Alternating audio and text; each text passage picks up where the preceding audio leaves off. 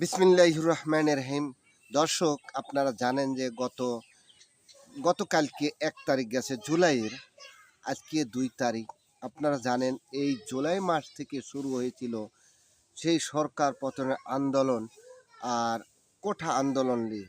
এই কোঠা আন্দোলন করতে গিয়ে এক পর্যায়ে এই শেখ হাসিনা স্বৈরাচারী হিসাবে নিপীড়ন এবং অন্যায়, অত্যাচার, ব্যভিচার শুরু করে দেয় এই জনগণের উপর এবং ছাত্রছাত্রী, শুধু তাই নয়, এবং পুলিশ প্রশাসন দিয়ে নানান ধরনের মামলা হামলা এবং গুলি পর্যন্ত, শিশু বাচ্চা পর্যন্ত নিরাপদ ছিল না।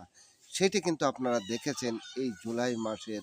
আপনারা সেই জুলাই মাস পার হয়ে আপনারা জানেন 5 আগস্টে এই জনসমুদ্রের মুখে এই সরকার পালাতে বাধ্য হয়েছে। ধন্যবাদ।